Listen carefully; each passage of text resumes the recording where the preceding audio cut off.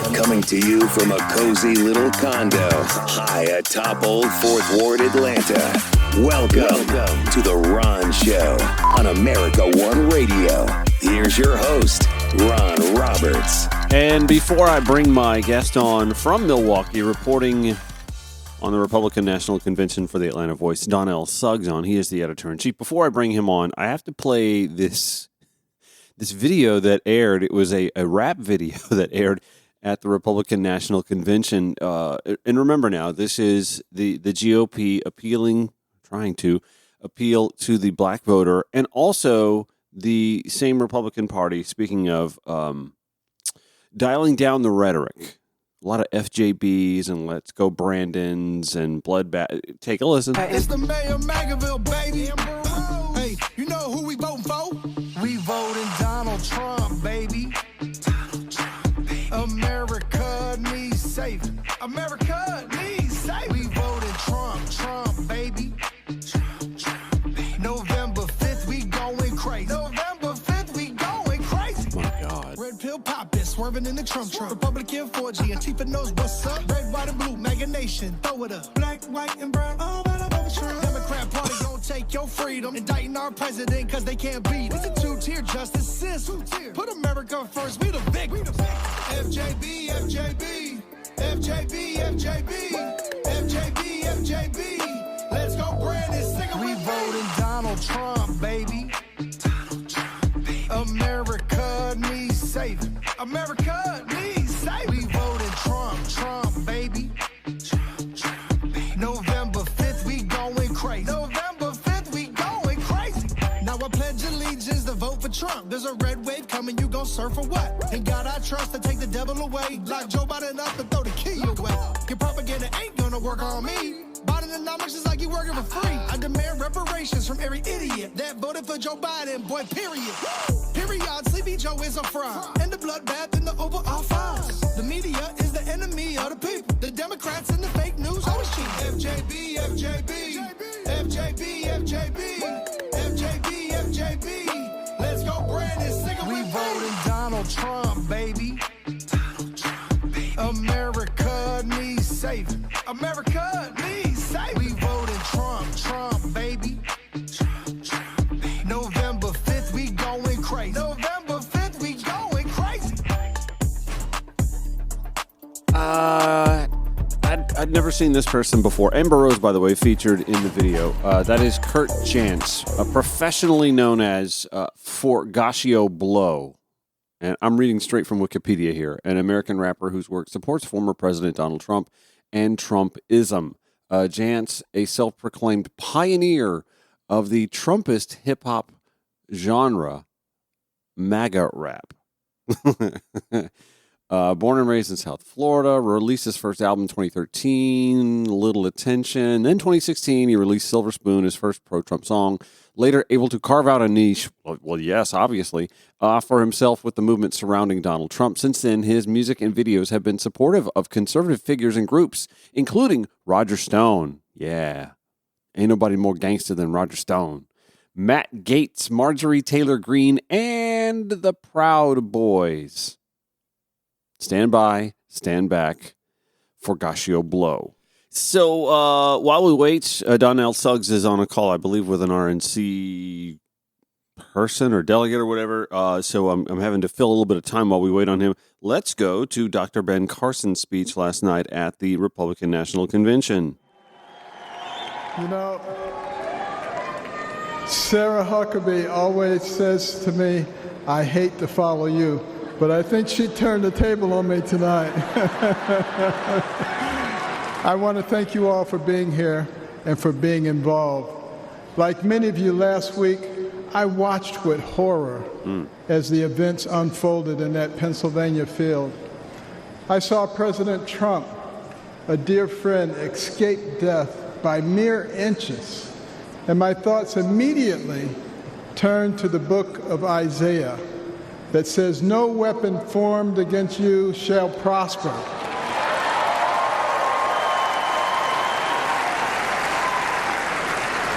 Well, let me tell you the weapons that they used. First, they tried to ruin his reputation. and he's more popular now than ever. Is he? And then they tried to bankrupt him, and he's got more money now than he had before. But it's their money. It's the Rube's money. And then they tried to put him in prison, and he's freer and has made other people free with him. And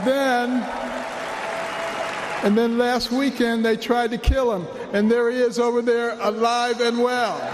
Wait, who is they? By the way, we have more on the shooter and the shooter's family and the Trump campaign profiling that family as potential voters. Yeah, stand by on that.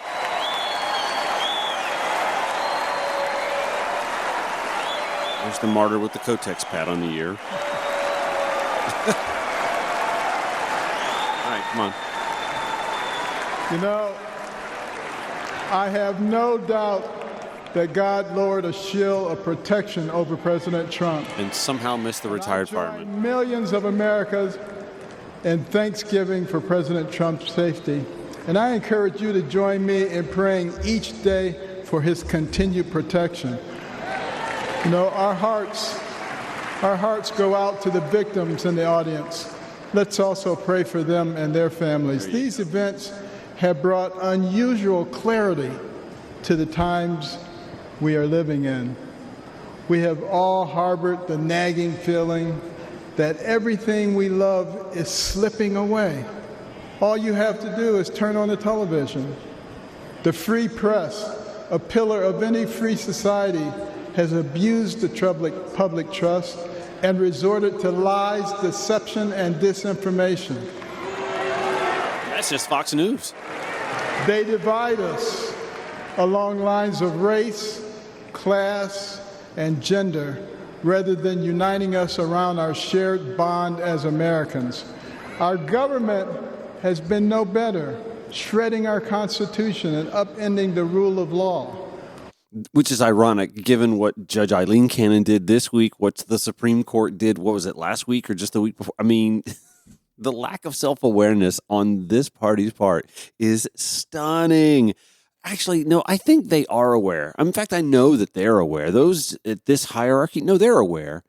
It's their base that lacks the awareness, and they prey upon this and have done so for decades. We have a wide open border, a broken education system, and chaos breaking out around the world. And why is that? Could it be that the GOP left substantive bipartisan legislation to deal with the border on the table so that they could wait for Donald Trump to swoop in and get credit for that? Perhaps. Could it be, when we deal with the schools, could it be the underfunding of public schools at the behest of vouchers for private schools? And could it be the evisceration of schools in large cities, cities of any moderate size, due to white flight in the 20th century? And when it comes to chaos, and listen, I can give Biden a little bit of smoke on this too, could it be coddling Netanyahu? Could it be coddling Vladimir Putin? That's not something Biden's doing. They want you to forget all of the things that Donald Trump had his fingerprints on for 4 years. They want you to forget that he was coddling up to Kim Jong-un, that he loves hanging out with Viktor Orban from Hungary, that he cowers in the face of Vladimir Putin, that he first engaged in a trade war with China and then, trying to make nice with them just as the pandemic was coming out, started coddling Xi as well, dismantling the pandemic response unit. And gee, what would that have done for us if it had still been in place at the outset of COVID? Never mind having Dr. Ben Carson, the brain surgeon, as the head of housing and urban development, having no experience in housing or in urban development. But hey, he was a former presidential candidate who happened to be a black person. And, oh wait, would that be a diversity, equity, and inclusion hire? And on top of it all, we have a president who, well, if you can't say anything good, don't say anything at all. But ask anyone around the world, what does it mean to be an American? Most will tell you that it means unlimited opportunity. that where you begin in life doesn't dictate where you will end. That's the America I grew up in. In no other country could a poor inner city kid raised by a single mom make it to an Ivy League school, then to medical school, become a successful neurosurgeon, run for president, and eventually become a member of the president's cabinet. Clearly as the DEI hire that they loathe.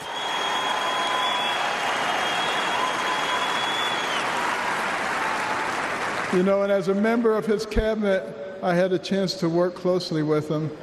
And I got to tell you, this is a man who is a gift to us as a nation. He is very gifted. He is very smart. He is very compassionate. He cares about people. And I'll tell you, the first time I met him was before either of us got into the political arena. And we were at Mar-a-Lago, and someone came up to him and said, "Mr. Trump, Rod Stewart just walked in." And he said, "I don't care. This is Ben Carson."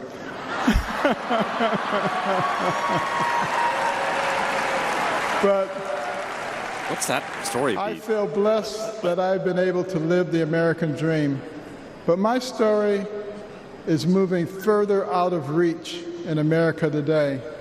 The lessons my mother taught me, like hard work and the value of well-rounded patriotic education and faith in God above all else, are being forced out of the public square. But we're all here today because we know we can bring these things back. By God's grace, we live in a country where the people rule. We have the power to choose the kind of nation we will be and the kind of men and women that will lead us. Except with the Electoral College in place, the capped house, and gerrymandering. But do go on, sir. And wouldn't you know, on that note, we get the call in from Donnell Suggs, editor-in-chief at the Atlanta Voice, the embed at the Republican National Convention. So I tell you what I'm going to do. I'm going to take a quick break because I got to get a segment shipped and on the air here for America One Radio. We air 9 to 10 a.m. weekdays, and then replay 5 to 6 p.m. on demand all day at progressivevoices.com before this thing even gets to podcast. So how about that for a dicey little wait for this? Donnell Suggs joins us next here on The Ron Show. Stand by. You can follow The Ron Show, show notes and more at Ron Show ATL. We post every day this show via podcast and give you all the show notes at ronshowatl.com. Facebook, Twitter X platform, Instagram, Threads. Donnell Suggs joins us from the Atlanta Voice. Yesterday, you went to something called, I guess, a gathering between the Republican Black Mayors Association and the Georgia Republican Party, and there were two white guys who spoke at the event, too, by the way. One of them, the Georgia GOP chair, Josh Coons. Yes. How many Republican Black mayors were at this event? Well, 5 of the 6 that exist. Wait, are you serious that only 6 exist, or are you just kind of guesstimating that? No, I'm not guessing. That's what they have on their roll. There are also not lieutenants, like people that work for the mayor's office, and they're all part of the association. Uh-huh. But the actual mayors themselves, there are 6. Okay, so at this event, that have joined. Maybe someone doesn't want to join. Oh yeah, it could be. Yeah, it could be. Right. So my thing is, I was reading your article about this, and by the way, we'll include those in the show notes at ronshowatl.com. What do they talk about policy-wise to point to make the sales pitch to black voters that the GOP and Donald Trump now as their nominee and J.D. Vance as the VP nominee are the answers for black voters this November? Nothing. And I hope that's what I got through on my story, that it really wasn't about policy. It was about the fact that we're going to take the same talking points from the night before on night one, when I wrote a story about how they propped up all 5 black men that are involved in the Republican Party in some way, shape, form, or fashion, and basically say your life was better. Black man, black woman, black child, your life was better under Trump. We got to get him back. We need us to do it. No one said anything about what would change or what is better. It was better. Trust me, it was better. And you're like, okay, I'll trust you. All right, good. That's it. That's the end of the conversation. That was it. It was like, what? So these people, they all were there, and the supporters were there, and they all were just saying how things were so much better. So we got to get back to that. No one had any actual factoids. It was just, we got to get better. We got to get back to that. Which always brings me back to the question, when they say make America great again, make America strong again, make America this again, wealthy again, when? What is the again? I'm trying to find out at what point in history are they pointing back to that works for all of us? I mean, they want to unify the country. So what point in American history works for all of us to get back to that again part?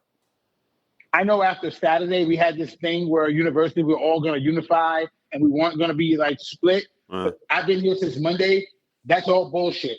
Everyone is on their own side. Everyone is pining for their own team. They're rooting for their own team. It's not about having a good game. It is all about rooting for their own team. All I've heard about is how the country is failing. This country is no good. Right. It's we're in trouble. I mean, they get wealthy again. Yeah, they sound like they really hate this country. They sound like this place they're living in is horrible. Yeah. And man, but you know what though? 3.5 years ago was better. I guess get back to that and make that better. That's what they're saying. I mean, when we were, I'm doing pretty okay. We were storing bodies in ice trucks behind the hospital because things were so great back then. And my son was in first grade, second grade, like in my living room. What I always hear, the refrain I always hear from the few Black Republicans, that I hear from or talk to. I'm trying to think of the guy that I had on my show here about a year ago. What have you got to lose? What is that? Why does that refrain even resonate? It's weird because it's kind of the take they're taking. Like, guys, look, it's a contrarian way. It's like, don't do what they always had you do, which is vote Democrat and stick with this party. Be different. They call themselves the New Mavericks. I use the New Mavericks in the title, in the headline. The new we're Mavericks. We're not doing what you guys are doing. We're doing something different. You know that things different can still be bad, right? They can just be different. Yeah. So on that note, Donnell Suggs joining us from the Atlanta Voice. You were, I'm sure, on the floor when they rolled out that music video featuring Amber Rose and for was the guy Forgasio. Forgasio. I saw him downtown Milwaukee earlier. He had changed his outfit. And he was in all white with the Trump stuff and the tattoos. Yeah, real thing, man. Yeah, real person, a former Proud Boy who is like a real, I guess, a rapper. He wasn't very successful until he put out a rap video praising Donald Trump in 2016. I have to imagine that video, because it also sampled Vanilla Ice's Ice Ice Baby, which I checked, by the way. Vanilla Ice is cool with that because he worked with Forgasio in the past. I'm sure that crowd ate that up, but you're there with other journalists, and I'm sure that there are some other people of color who they're working as journalists or in professional capacities. Were you looking around and going, dude, were you kind of getting a sense of what the? I wasn't the only one. Like, even white people, journalists all skeptical. Yeah. We're all kind of like rolling our eyes like, oh boy. But even like everyone was going, what is happening? Why do they think this would work for a younger white crowd? Do they not know that white kids like Kendrick Lamar too? Like, this is whack on all levels. This isn't whack for like white or black or blue. Forget colors. This is just whack. Like, no one's like, ooh, I can't wait to see that. No one's saying that. Yeah, I mean, couldn't they have gone for who is it? Is it Waka Flocka? Is he the one that's like he doesn't want any Biden voters at his? He said that. Yeah, I mean, for him too. Why didn't they reach out to Waka Flocka? Yeah, because he's black and he knows better. Just like that barbershop guy. I can talk all the crazy I want. In the end, I really don't want to be associated with this, though. I'll say some things because I can say what I want. But when I'm actually out there as a face of it, like wearing it, it doesn't always bode well in our community. And I hate that, because you should be free to do whatever you want and love who you want and like what you want and vote when you want. Yeah, sure. But being the face of these kind of things without any actual data or any... Dude, what are you talking about? Like, what do you mean life was better? Make America wealthy again. This is one of the wealthiest countries on the planet. Make America safe again. We shoot each other all the time. Like, what are you talking about again? We've been shooting kids in schools for like decades. It's never been safe. Like, safe to the point where you're just like, oh, this is great. We can do what we want. It's America. Shit happens. So I don't know what happens. I don't know why people are standing by it and pretending that these themes this week and next week and all that are like, they make sense. I thought we were supposed to be on this unifying thing. What happened to that? Well, they talk about how this country, it's the wealthy. You mentioned it, the wealthiest country on the planet, and they want to make America wealthy again. But I mean, like reparations are a non-starter, and I'm not sitting here saying that reparations is the answer, but it's a conversation that has been put off and put off and put off and put off to the point now where, like, it's like anything else. You keep waiting on something or keep putting something off, and it only gets more expensive to deal with. And we're not having that real conversation about how America got so wealthy and on whose backs America got wealthy on. Absolutely. It's a falsehood. It's like when Laura Trump said, this is the country of, she named a whole bunch of people. Then she said Harriet Tubman. Excuse me. I'm sorry. She said Harriet Tubman. This is the country of Harriet Tubman. It's like, guys, come on, man. Be yourself. Stop it. You don't care about this stuff. And that's what they're doing. So they're selling us on all these kind of things, on the making the middle class better again. And that's all BS. Donald Trump makes tax cuts for the wealthy, not for you and me, Ron. Yeah, trickle down all over again. We're with Donnell Suggs from the Atlanta Voice, reporting from the Republican National Convention. We'll pick up on that conversation in just a second. You're listening to The Ron Show on the American One Radio app, AmericanOneRadio.com, on demand at ProgressiveVoices.com, or wherever you podcast. Broadcasting 5 days a week to make common sense common again. This is The Ron Show on America One Radio. Back with Donnell Suggs, editor-in-chief at the Atlanta Voice, covering the Republican National Convention, but not just the Republican National Convention. You're actually there covering some of the counter-ops that are happening there as well. And after the attempted assassination on Donald Trump on Saturday, the Democratic Party, the Biden-Harris campaign folks, they decided to pull back on some of what they were going to do. Like, they got rid of a lot of wrapped buses that were going to, I guess, circle the city with some attacks on Donald Trump. Well, tell me then, what are they doing there on the ground to sort of counter-offensive the messaging there? Well, again, they don't have those. Some organizations not associated with the Biden-Harris campaign or administration are doing that with Trump's face on this stuff, and that's just going to happen with protests and whatnot. So there was tons of. I've covered a protest Monday afternoon where there were tons of protesters with Trump signs and anti-GOP stuff. But that being said, the campaign is having, the Democratic National Committee is having different press conferences to address certain issues. I'm going to one today where they're going to talk about Project 2025. Minnesota Governor Tim Walz is there. That's a lot for a governor from Minnesota to come all the way down to Milwaukee to the RNC to be on hand. So he's supposed to be there. And then Congressman Veronica Escobar, she's in Texas. So now you got white male, Mexican, Hispanic woman, excuse me. I think she's Mexican, but either way, Hispanic woman talking about highlighting Project 2025 and necessarily the things that they're trying to take away, like reproductive freedoms, nationwide abortion bans, and things like that. So I think it's smart for them to do that. Like, you pull back on Saturday, I get it. And then on Sunday, you said, chill out, let's not do that. But you know what, guys?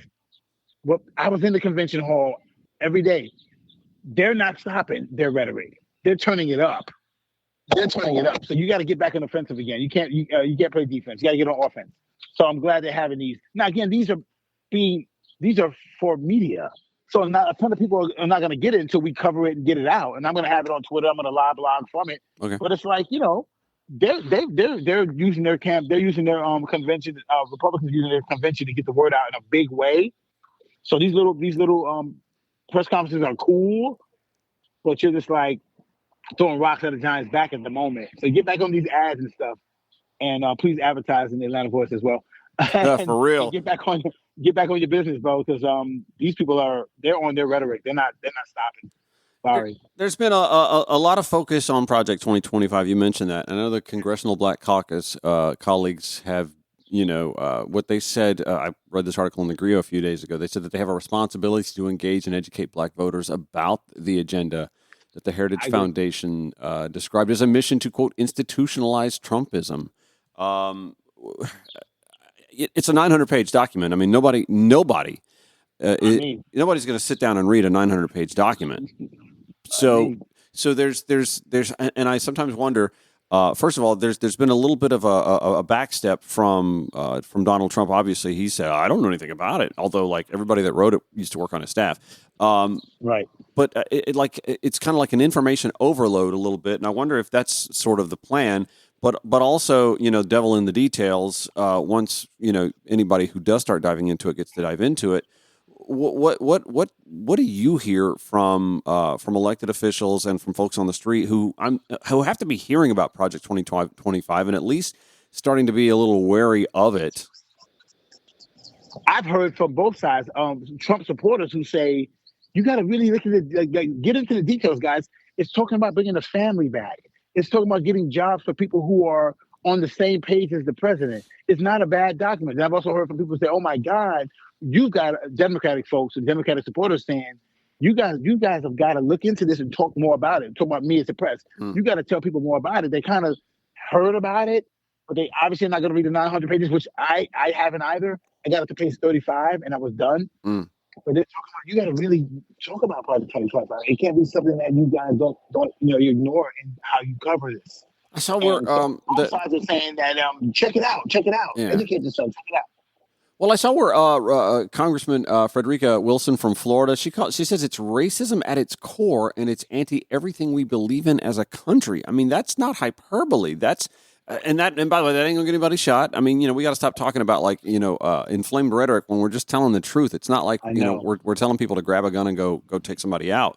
Right. But I mean, that's what she said. She said it is racism at its core, anti everything we believe in as a country. I'm just curious. Where is this notion that Project 2025 is going to reunite families, bring the family unit back together when it doesn't? Only one. It doesn't address that. Like a lot of adults and families have to work multiple jobs. That doesn't bring the family together, or that you have over incarceration of hyper police, hyper marginalized communities, or we're not talking. The only time I hear anybody on the right talking about expunging records is when it's J6ers. Exactly. It doesn't talk about addressing childcare. How much that costs? Right. Head Start. I was going to say Project 2025 targets Head Start, and Head Start is rather popular in minority communities. Absolutely, it was huge. I wasn't a part of it. My parents worked it out to where we went to daycare and Catholic school very early, but we were one of the few in my neighborhood. Everyone used Head Start. That was a big deal. One, two, it doesn't talk about the cost of living and adjusting that and helping people with that. They assume that everyone can afford to live in these apartments and in these big cities and whatnot, and that the family unit will take care of itself. And what about the jobs, the government jobs they're talking about taking away from people who are now, and been working them for decades in some cases, and giving them to people who are applying and saying, hey, we're with Project 2025, and so we'll apply for these jobs. I don't know what skill set these people have, but it doesn't matter. We'll give you these jobs, and we'll get these people out. What are you doing? Like, the rhetoric is crazy on that. It sounds like you're saying get people out, put our people in, and that doesn't feel American to me. Well, it feels like an old America. I should say it feels like an old America. But you mentioned something about black employment and federal. I think you said something about black employment and federal jobs. But the Chevron decision is what came to my mind at the minute you said that, because there is a disproportionate. What's the word I'm looking for? There's the disproportionate burden that will be felt on thinning out the federal workforce when the federal workforce has an outsized apportionment of employees of color below, of course, the executive level. Of course, no, you're not working for the Trump administration per se, but there were people who were working in government when he was in office and are working there now, and have been working there since Reagan was in office in some cases. My mom was a city worker, not in the government in D.C., but a city worker, and that job was huge for us. My dad was a super, in the buildings that we lived in, but my mom had a city job. That was healthcare, that was paid vacation, that was maternity leave. Obviously, we were the youngest, so it wasn't maternity leave after us, but it was a lot of things that helped my family coexist and be able to afford to live in New York City and everything. A lot of families are like that, especially now. And it's like, you talking of taking jobs from people doesn't feel American to me. I thought we were talking about more jobs. Aren't you complaining about the fact that immigrants are coming over here, allegedly immigrants are coming over here and taking our jobs, or black jobs, which is a whole nother ballgame? Black jobs, yeah. Has not come up very much so far in the speeches that I've heard, even from the black Republicans that talked, which would have been great for them to address that. That would have been awesome. Just out of respect to the black people. Yeah. As a black Republican, I would have said, hey guys, that wasn't cool. But you know what? But anyway, the whole point is, the Project 2025 doesn't feel like it's inclusive. And I thought that was where we were going. It doesn't feel inclusive at all. It feels exclusive. And in some ways, it kind of feels racist a little bit. But again, I didn't go through the whole 900 pages either. And nobody did. And we're probably not going to go over that. And we're probably not going to go over that this morning. And I'm not really surprised that Donald Trump didn't dive into it either. He doesn't strike me as the type to read anything that's 9 pages long, like a presidential daily briefing, let alone a 900-page, missive that would just be, I guess, a how-to guide on how to president for another term. So while you're there, and you're there, and you notice, an attempt anyway on the Republican National Convention and the GOP in general to appeal to African American voters. Yet J.D. Vance was chosen as the nominee. There was a lot of talk about Tim Scott. There was a lot of talk even had no shot in hell. Yeah. I'm wondering if the wedding is still on. Nikki Haley could have been an option as a woman of color, so to speak. But that didn't happen. I'm glad it didn't happen. That would have actually worked. Oh no, I agree. More in their favor. 1,000%. No, in their favor. Yeah, no, 1,000%. The Democrats dodged. Pardon the pun. Dodged a bullet there. But I want to ask you, on the street there, we know that like artists like 50 Cent are in camp. Now Donald Trump is not only indicted, had a mugshot, convicted felon. He's also now been shot at. Are they using all of this stuff to like boost his street cred? And in the convention, they have not talked about that. On social media and the like, and some podcasters and bloggers kind of did the whole. Again, there was a Forbes story up a couple of days ago with the worst headline I've ever read in my 20-plus year career, that Donald Trump being shot at could potentially help him like appeal to black voters, which is unbelievable. Donnell, have you ever been shot at? I'm 46 years old. No. I grew up in Brooklyn, New York in the 80s. No. I've not been shot at. Oh, my God. I haven't been in federal prison. I have not been indicted for federal counts. I've never molested a woman. He doesn't relate to me. He's not. I don't think he's a good man. He doesn't relate to me. And that's crazy. You could think that we might because of that. But 50 Cent has been shot. He's been shot a bunch. Oh, yeah. So maybe that's why he thinks he's cool. I don't know. This is unbelievable. Well, the other thing that you kind of have to wrap your mind around is if you're trying to appeal by thinking, okay, I can relate to this portion of a subset of a voter base because I've been shot at. If that's the case, usually speaking, if you've been shot at, chances are you've been doing something wrong, which means you may have a criminal record, which means you can't even vote if you're a convicted felon. Donald Trump is a convicted felon, and yet he still gets to vote. Trying to parse that delineation is what's kind of wild to me. Like, if Donald Trump gets to run for president, shouldn't convicted felons be able to easily have their right to vote returned to them? Well, it would make sense to me that if you're an American citizen, you should vote regardless of what you did. Maybe not in prison. Maybe not in prison. Maybe not in prison. But, then again, why not? You're an American citizen. You're in prison. Listen, Bernie Sanders made the case a few years ago about that, and I was like, I don't know that I agree with it, but he makes a case. It was different. Yeah.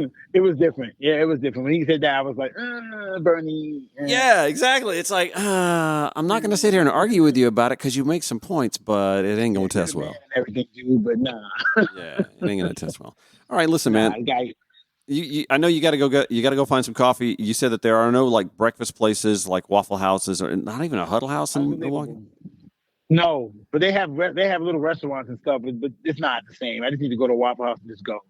So, unfortunately. All right. I won't be home until Friday morning. So. Yeah. All right. Good deal. Well, listen, enjoy the rest of your time in lovely Milwaukee at the Republican National Convention. Thank you so much for covering that. We'll keep sharing your articles from the Atlanta Voice in the show notes at ronshowatl.com. Don L. Suggs, I appreciate you, brother. Editor-in-Chief at the Atlanta Voice. Appreciate the time this morning, my friend. It was a pleasure. How is this for a tease? Alex Jones, I've got 2 clips of Alex Jones that I want to play for you. One that is about 6 months old, where he kind of predicted an assassination attempt at Donald Trump. Like, did he lay the groundwork for this? Is he perhaps the reason a 20-year-old man made an attempt at Donald Trump over the weekend? I'm going to make the case for that. And I'm telling you, I've done my homework on this. And then I want you to hear his post-assassination attempt screed as well. it's Alex Jones. What else can you say? It's different, and it's kind of frightening. But then it's Alex Jones. So what can you say? Anyway, I want you to hear this. We'll lay that out, and we're learning more about the family of the shooter and how the Trump campaign was actually hyper targeting that family, perhaps as voters. When we return, stand by. My thanks for Donnell Suggs chiming in just when he did, because I was in the middle of giving you Ben Carson's speech, and we were all spared of that. By the way, we were talking with Donnell about Project 2025, and I forgot that I had retweeted this, I guess a day or so ago. Michael Harriot is an author, a writer, what he calls himself to be a cultural critic. He wrote down 10 things he learned about Project 2025, going through that. And we were talking with Donnell about the federal workforce. Michael Harriot tweeted this the other day. The entire premise of Project 2025 is to fill the federal government with employees who are loyal to Trump. How will they do that, he writes? They want to replace nonpartisan career government experts with MAGA muffins. What does this have to do with black people? Michael Harriot writes, well, senior-level government workers are disproportionately white, but black workers, who generally aren't conservative, are overrepresented in the civilian federal workforce. This is the swamp Project 2025 wants to drain. Agenda 47 calls it the dismantling of the deep state. And then he, of course, shares some studies here that show the federal government workforce less diverse at the executive level, more diverse below that. The diversity of the federal workforce by level being more diverse at the entry, mid, and even senior level, comparable to the general non-governmental workforce. Again, I retweeted that. You can follow me at RonShowATL on the Twitter X platform to read that thread in its entirety. Pivoting real quick, I have a theory that Thomas Crook, the 20-year-old who attempted to shoot Donald Trump over the weekend, may have actually been, first of all, I think this is an inside job. And what I mean by inside job is I don't mean it was like concocted as a ploy for the campaign to benefit from. I'm saying I think Thomas Crook came from a MAGA-targeted family. Like we've heard already from reporters yesterday that there were neighbors who spotted Trump signs in the yard before. And then Channel 4 came out with this story. Channel 4 is a British commercial TV network. They came out with this story yesterday. Channel 4 News can reveal that Thomas Crooks' father, the owner of the rifle that was used to shoot at Donald Trump, was held on a database and profiled by the former president's election campaign and identified by them as a strong Republican supporter, gun owner, and hunter. The information was compiled as part of a secret Republican project to gather data on millions of gun owners across America and use it to target pro-gun messages in the run-up to the 2016 election. And here's why they did it. The city of Pittsburgh is a key battleground in the critical swing state of Pennsylvania, so voters here are always heavily profiled and targeted by political parties, like the Trump campaign in 2016, which held voters' details on a database, including, as we've discovered, the shooter's family, Matthew Crooks and his wife Mary, who lived here at 2506 Milford Drive in Bethel Park. We know they profiled them using secret computer models to identify likely gun owners and enthusiasts, and Mr. Crooks scored very highly, 0.99 out of 1 for being a gun owner and 0.95 out of 1 for being a hunter. In fact, out of more than 19,000 people in Bethel Park who were profiled, Mr. Crooks was in the top 20, and the database classified him as a strong GOP or Republican voter. Now get this, according to a tweet from the folks at Midas Touch, 6 months ago on his InfoWars show, Alex Jones and his guest, Ivan Raiklin, discussed how assassinating Trump would be beneficial, according to them, because it would lead to retaliatory, quote, in-kind assassinations of, quote, a deep state target list. Listen to this. And this is a message directly to every single person on the deep state target list. My assessment, Ivan Raiklin's assessment, that if you assassinate any political presidential candidate, whether it's RFK, whether it's Trump, guess what? America will do the following immediately. They will respond in kind, and they know who you are because we've created the list. So if you go, and that's a major Rubicon. They should know that immediately. You're going to see immediate response, And there are only a few buildings in Washington, D.C. that they will probably do that. Well, I hope that's not the case, but these people are crazy. And having said that, if they do that, option 2 behind Trump is going to be so much better for us and so much worse. Well, I was about for to them. say, if they kill him, that's best case scenario. From a sick level beating him, oh, please kill him, but it's so good after that. Oh, it's going to be the best cleansing and the fastest cleansing that we've ever seen in my lifetime. I assess with almost certainty, with the highest level of confidence, that if they assassinate Trump, it is so game over for them. Are you hearing that?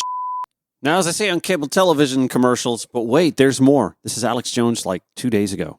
Now that they were unsuccessful in killing Trump, they have got to kill him. What? Poisoning?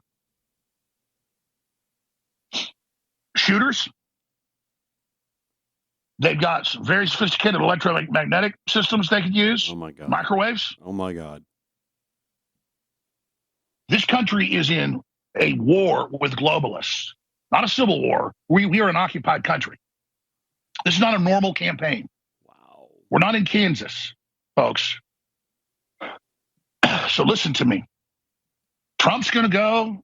He's John Wayne for real. He's going to go to Milwaukee. He's there. John Wayne. They're going to do it all.